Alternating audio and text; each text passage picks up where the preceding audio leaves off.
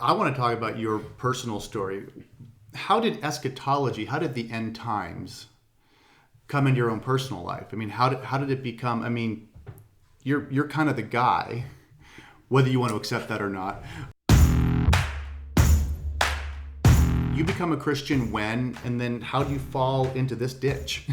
I was at Western Michigan University. I was on a track and field scholarship.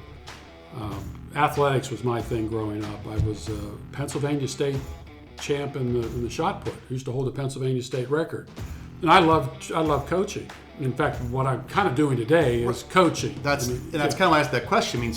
There's this inherent part of you that likes to learn something and then pass it on.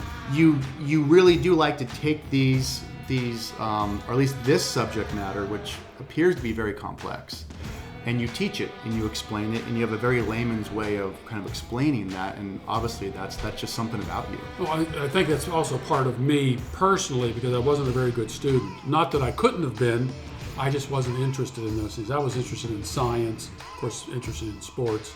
I like mechanics. I loved the way things worked. I think that's part of it as well. Okay. Study the Bible.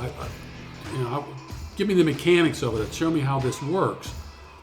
But you're also kind of a comic book fan. Yeah, I am. Sci-fi guy? Or just more movie guy, would you say? Sci-fi movies. Yeah. I kind of gave up on the sci-fi stuff, and because it seems, at least in my lifetime, an impossibility that we're going to go to the stars and do all these things. But I like the story. So you love sci-fi because there was this hope that we were going to get to Mars? Yeah. Okay. Yeah. And beyond that. And beyond, okay. Yeah.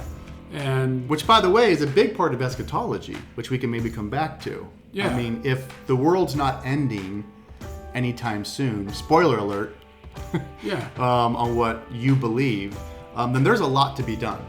And not just there. I think in every area of life. I mean, think of what's happened in the last just 20 years in terms of technology. I mean, what you have set up here, people weren't seeing all this.